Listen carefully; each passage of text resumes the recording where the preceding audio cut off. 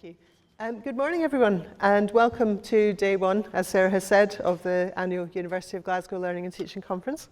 Welcome whether this is your first Learning and Teaching Conference or whether it's your 18th Learning and Teaching Conference, and I'm sure there are people in the room for whom that is the case. And a particular welcome today to the students present here and to colleagues from Glasgow School of Art and Glasgow International College, who I understand are also here, which is great. As Sarah has said, I'm Wendy. I'm Assistant Vice Principal for Learning and Teaching. And I'm Heri, and I'm the VP Ed at the SRC. So the theme of this year's conference is co-creation and collaboration. In the spirit of the theme, we've co-created this welcome talk.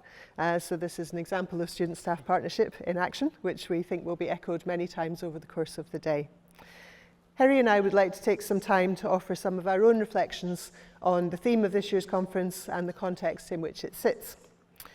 Within our immediate institutional context in the University of Glasgow, the theme of this year's conference can be considered in the context of the start of a new strategic cycle and the opportunities that that brings to take stock of what we've achieved during the last 5 years and the direction in which we're heading. Wider than this university, the external context is currently characterised by, among other things, significant changes to the quality framework in Scotland. We'll touch on both of these aspects and we'll also consider our current and potential future ways of co-creating and collaborating, with a particular focus on co-creation between students and staff. But first and most important, a very significant part of the context for this year's conference is the increased pressures and challenges faced by our students, both within and outside of this university, which Heri is very well placed to talk about. So in the last few years, the student population at U of G, but also more widely in the UK as a whole, has diversified significantly. So for example, 35% of Glasgow University students are now international, compared to only 27% in 2019. Furthermore, also almost 1 in 5 students declare being disabled in Scotland, and 14% of students in the UK are carers or care experienced. At the University of Glasgow, something that is not too widely known is that 1 in 10 students are not based in Gilmore Hill, but are based in any of our other campuses at Dumfries or the TNE campuses in Chengdu, Hainan, Singapore, and Tianjin. And these students are also most likely to not come to Glasgow at all during their studies, so that is something that must be taken into account. As such, these students have needs and experiences which differ greatly from those of their peers here at Gilmore Hill, and these differences represent both challenges but also great opportunities to explore when thinking of co-creation and collaboration with students.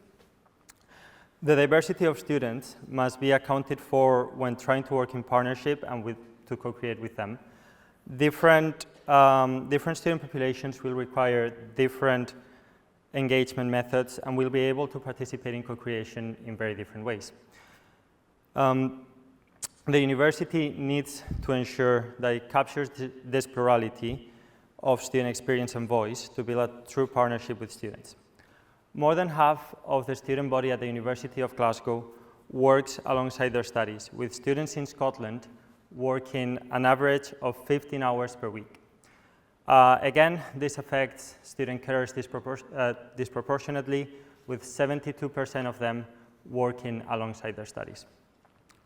Overall, students complete 48 hours of work per week, combining their studies and their part-time work. This leaves an incredibly small amount of time, as you can imagine, to voluntarily engage in partnership and co-creation with the university, especially after accounting for extracurricular activities, commuting, and other superfluous things that students need to do in order to do on their daily lives, such as feeding themselves, sleeping, and all that. Furthermore, the language and concept of co-creation, of partnership and co-creation, especially as used in academic environments, is often unknown to students. This creates a further barrier for them, who, on top of dealing with all their existing commitments and concerns, have to learn about a topic that they know virtually nothing about in relatively small timescales to be able to engage in co-creation. As an international student myself, the Scottish approach to student partnership and enhancement was completely foreign when I first arrived to Scotland. And this has meant that I've discovered a lot that I didn't know, but at the beginning, it was also a great challenge to be able to engage with it. As the student population becomes more and more diverse, educators and policymakers alike need to explore different routes of engaging with and reflecting this diversity in partnership. Throughout the 2 days of the conference, we will hear from staff and students on different ways of working in partnership and co-creating different aspects of the student experience. I will expand on this later on, but there are 2 aspects of these initiatives that underpin meaningful and inclusive partnership: the ability of students to actively shape their experience and the rewarding of their time through different means. Firstly, any student partnership process needs to feature students as active and equal contributors. In this way, students can use their experiences, insights, and ideas to meaningfully shape the future of their learning. Secondly, rewarding students for their time through different avenues enables students from different backgrounds to engage, reflecting a wider portion of the student body. This reward might come in different shapes, and we will hear about some of this during the conference, but a few examples are financial incentives or inclusion in the curriculum through final year projects. Looking back, the Learning and Teaching Conference in 2021 opened with some reflections on the 2020 to 25 Learning and Teaching Strategy, which was new at that time. The conference was held entirely online that year, as you will probably remember, as we were in lockdown. Among other things, Moira, in her welcome talk, commented on the challenge of establishing a model for active learning that would both work in an online context and would lay the foundation for more face-to-face student-centred active learning in the longer term. We're now, of course, 5 years on from the start of the pandemic and from the start of the strategic cycle, which is now coming to an end. So much about the way in which we work, teach, and learn has changed, and some of that very much for the better. But many of the themes and priorities of the university's learning and teaching strategy remain live and relevant. Within this strategic framework, we've seen a strong ambition over the last few years, and we'll continue to see this in relation to student-centred active learning, in relation to the priorities of transforming our curriculum to ensure that it continues to give students the skills and the knowledge that they need, and ensuring that our assessment methods are also appropriate, meaningful, and importantly, inclusive to all. And we'll hear about the progress of some of these strands of work today and in next week's conference day. For example, one of today's workshops focuses on the exciting new Curriculum for Life, due to be piloted this summer and next session. Another workshop reports on COIL, that is Collaborative Online International Learning Initiatives. Another again explores assessment through peer evaluation and feedback literacy. And I hope you'll excuse us for taking a moment to plug the Practice Enhancement Tool, which launched just last week for its second iteration. The Practice Enhancement Tool, or PET as we call it, was developed by the Assessment of Feedback, Practice and Policy Workstream with the aim of helping us all, individually and collectively, to understand our progress in aligning assessment to the Learning Through Assessment framework. Watch out for some slides in the rotation that's going on throughout this session with information about the tool. I was hoping they might just pop up just as I said that, but that didn't quite work. But they will come round in a moment, I'm sure. And we encourage you to please take a few minutes to fill that in if you haven't already, from the personalised link you'll have received last week, to reflect on the assessments in your own courses and programmes, to encourage colleagues to participate as well, and then to use the PET to inform ongoing planning in your subject or school. Now, the student voice is fundamental to all of these aspects of our strategic work and will continue to be so, and we'll see this many times over the course of today. Student voice need not involve co-creation, but co-creation certainly can't exist without clear and effective mechanisms for listening to and acting on the student voice. Now, alongside our own review and refresh of the learning and teaching strategy, we're working within a changing quality assurance and enhancement context in Scotland. Student engagement and partnership is one of the 4 principles that underpin the new tertiary quality framework, enhancement framework in Scotland. This principle enshrines the notion of students as partners in their learning experience and at the core of enhancement activity. It puts an emphasis on the student voice, on student representation, and on responsiveness to student feedback. And importantly, this new framework is tertiary. That is, it brings together the whole of the sector, universities and colleges, further and higher education, in the approach to quality assurance and enhancement. And this opens up a load of new opportunities for collaboration and streamlining of good practice right across the sector, with perhaps particular opportunity for access, articulations, and building skills. Now, Heri and I have had the privilege of being able to shape the University of Glasgow's early involvement in Scotland's tertiary enhancement programme, known as STEP, over the course of this academic year.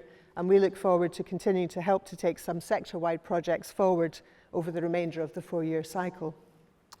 So as I said before, collaboration and co-creation already happen in many places throughout the university. I don't want to spoil too much of what is to come over the 2 days of the conference, but I hope to give you all a taste of some of the amazing work that is already underway. I can't think of collaboration and partnership without student representation and the SRC coming to mind, so I'm sure no one will be surprised to hear. The 4 sabbatical officers and all of our elected representatives tirelessly work with the university across all different areas to enhance the student experience. For example, the 4 sabbatical officers actively participate in over 110 committees around the institution. Some of these, such as the Student Voice Working Group, are actively looking to improve the current practice and approach to student voice and partnership at the university. I should also mention the work done in partnership between class representatives and their respective course leads and subject areas. This kind of collaboration is one of the core examples of how partnership can arise organically at course and program level. In the past few years, the university has also developed different funding routes to sponsor co-creation and collaboration, such as the Student Staff Partnership Scheme and the Learning and Teaching Development Fund. During the last 3 years, the Student Staff Partnership Scheme alone has provided funds for 31 projects which have involved students as active partners to shape their learning experiences in a number of areas, from decolonizing the curriculum to providing innovative assessment methods. From the student perspective, this funding has allowed for more consistent engagement with co-creation and has given students the opportunity to develop skills and knowledge. I can't stress enough how important it is that the university sees working with students as a priority and facilitates student engagement through systems such as these. Last but not least, we will also hear throughout the conference of partnership embedded in the curriculum through, for example, final year projects. This is also a brilliant way of ensuring that working in partnership is accessible to students who desire to do so, regardless of their background. It provides students with the necessary headspace and tools to actively explore and engage their peers in curriculum and assessment redesign, and as we will see later on, has already had an impact on the experiences of many students. So a lot of what we'll hear about today in today's workshops and in the shorter presentations in the online day in a week's time will be initiatives that have specifically grown out of this rapidly changing context in which we teach and learn, and which we've sought to briefly introduce today. A number of these sessions either explore models of co-creation with students or use input from students to define and achieve their aims and their objectives. We'd like to leave you with a question, which we hope that you'll have the opportunity to reflect on during and hopefully after the conference. That question is, in the context in which we find ourselves, with the challenges faced by our diverse student population, at the starting line of a new strategic cycle, and in a reshaped quality and enhancement context, what does the best possible student partnership look like? What could co-creation and collaboration with students look like in 5 years' time, in 2030? What could and what should it look like in 2035, when the next strategic cycle comes to an end? These timelines give us an opportunity, I think, to think ambitiously and to make substantial change for the better. Finally, just a couple of thank yous. Thank you to Sarah Honeychurch and the whole of the Academic and Digital Development team and the Conference Organising Committee for all of the work, which we all know is often invisible but makes such a big difference and is very much appreciated to the success of the day. Thank you also to everyone who submitted proposals for workshops or talks, to reviewers, and to all of you as presenters or participants. And thank you also to the SRC for making it not only, but also such a pleasure to work with them, to work with the sabbatical team and the wider student representative body in all of our activity. In short, thank you to everyone who has already contributed or will contribute over the coming days to this conference. We invite you now to settle in, relax, enjoy, and discover new things. Thank you.